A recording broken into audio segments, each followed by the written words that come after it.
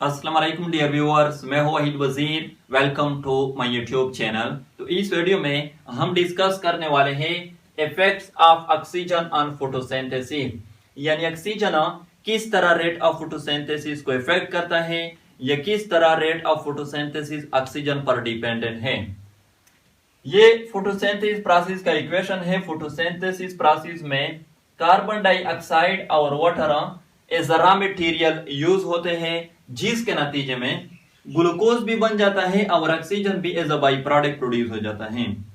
तो यहाँ पर हैरानगी की बात यह है कि फोटोसिंथेसिस प्रोसेस में ऑक्सीजन तो as a by product produce हो जाता है, तो किस तरह ऑक्सीजन रेट ऑफ फोटोसिंथेसिस को इफेक्ट करता है, तो मैं आप लोगों को समझाता हूं। देखो, जब फोटोसिंथेसिस प्रोसेस में ये ग्लूकोज बन जाते हैं तो प्लांट्स इस ग्लूकोज को directly as a source of energy use नहीं कर सकते।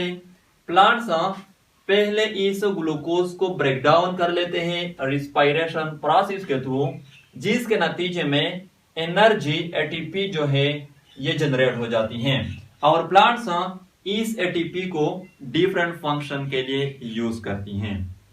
तो रिस्पायरेशन प्रोसेस के लिए ऑक्सीजन का होना जरूरी होता है, यानी रिस्पायरेशन प्रोसेस में ग्लूकोज की जो ब्रेकडाउन होती है उसमें ऑक्सीजन का होना जरूरी होता है, यानी ये ऑक्सीजन की मौजूदगी में होता है। रिस्पायरेशन जो है आगे जाकर हम डिस्कस करेंगे, इस पर अलग एक चैप्टर लिखा गया है। तो रेट ऑफ फोटोसिंथेसिस किस तरह ऑक्सीजन पर डिपेंडेंट है या किस तरह ऑक्सीजन रेट ऑफ फोटोसिंथेसिस को इफेक्ट करता है, 3 पॉइंट्स मैं आप लोगों को बताता हूं, फिर आप लोगों को खुद पता चल जाएगा। फर्स्ट जो पॉइंट है वो है opening and closing of stomata. Plants जो है वो कार्बन डाइऑक्साइड को एटमॉस्फेयर से एब्जॉर्ब करती है स्टोमेटा के थ्रू।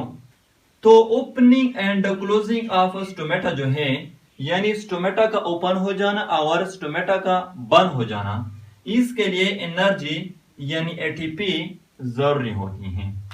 तो जब ऑक्सीजन नहीं होगा फिर रिस्पायरेशन नहीं होगा, जब रिस्पायरेशन नहीं होगा ये एटीपी नहीं बनेगी, जब ये एटीपी नहीं बनेगी फिर opening and closing of stomata नहीं होगी, जब opening and closing of stomata नहीं होगी फिर एक्सचेंज ऑफ कार्बन डाइऑक्साइड नहीं होगा, जब एक्सचेंज ऑफ कार्बन डाइऑक्साइड नहीं होगा फिर रेट ऑफ फोटोसिंथेसिस इफेक्ट हो जाएगा।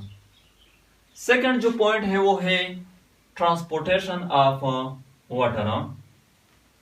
प्लांट्स जो है वो इस वाटर को सॉइल से एब्जॉर्ब करती हैं रूट्स के थ्रू, फिर ये वाटर रूट से ट्रांसपोर्ट हो जाते हैं जाइलम के through to upper parts of the plant, specially leaves.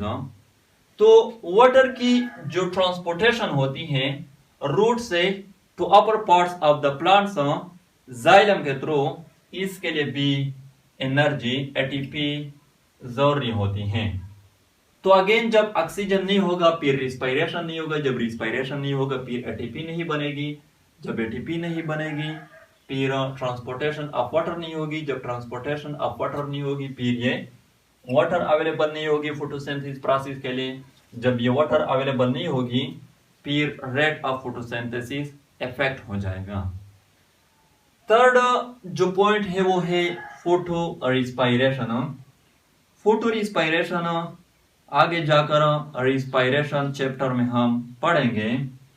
कभी कभार इस तरह हो जाता है कि मेसोफिल सेल्स में ऑक्सीजन की लेवल जो है वो इंक्रीज हो जाती हैं, ऑक्सीजन की लेवल इंक्रीज हो जाती हैं, जिसके नतीजे में रूबीज को एंजाइम जो है ये हम डार्क रिएक्शन में पढ़ चुके हैं, ये कार्बन डाइऑक्साइड की बजाय ऑक्सीजन के साथ बाइंड हो जाती हैं।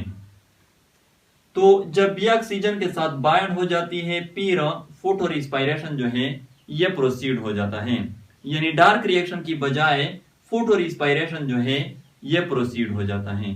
तो जब फोटो रिस्पायरेशन प्रोसीड हो जाता है फिर फोटोसिंथेसिस जो है ये स्टॉप हो जाता है और फोटो रिस्पायरेशन जो है ये एनर्जी वेस्टिंग प्रोसेस है, ये एनर्जी को वेस्ट करता है और ये यूजुअली C3 प्लांट्स में होता है।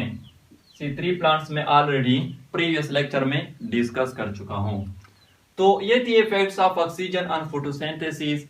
आई होप आप लोगों को वीडियो अच्छी लगी होगी। Thank you.